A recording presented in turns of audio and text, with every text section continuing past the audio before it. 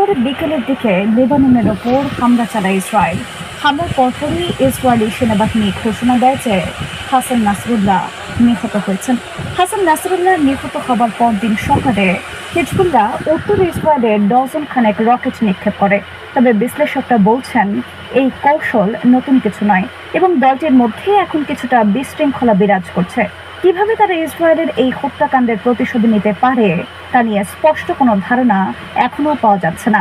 তবে বিশ্লেষকরা এটাও বলছেন নাসরুল্লাহর হত্যাকাণ্ড লেবানন এবং এই অঞ্চলের পরিস্থিতিকে এমনভাবে বদলে যাবে যা 1 বছর আগেও কল্পনা করা সম্ভব ছিল না। বিস্তারিত থাকছে হায়দার সাইফের প্রতিবেদনে।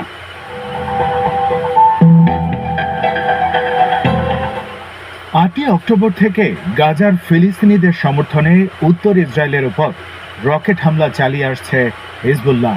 হিজবুল্লাহ ভেবেছিল এই ধরনের হামলার মাধ্যমে ইসরায়েলকে চাপে রাখা যাবে। এই পরিস্থিতি 27 জুলাই পর্যন্ত খানিকটা কাজও করেছিল। 27 জুলাই হিজবুল্লাহ ইসরায়েলের একটি সামরিক ঘাঁটি লক্ষ্য করে রকেট হামলা চালায়, কিন্তু সেটি লক্ষ্যভ্রষ্ট হয়ে একটি ফুটবল মাঠে পড়ে। সেখানে 12 শিশু নিহত হয়।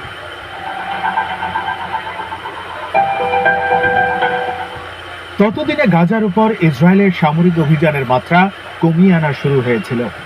বেঞ্জামিন নেতানিয়াহু সরকার এই পরিস্থিতিকে হিজবুল্লাহর বিরুদ্ধে কাজে লাগানোর সিদ্ধান্ত নেয়। এর 3 দিন পর হিজবুল্লাহর সামরিক প্রধান ফুয়াদ শুকরকে হত্যা করে ইসরায়েল। তবে এটি কোনো বিচ্ছিন্ন ঘটনা ছিল না, বরং ইসরায়েল সেপ্টেম্বরে ধারাবাহিকভাবে যেসব হামলা চালিয়েছিল তারই অংশ ছিল এই আক্রমণ।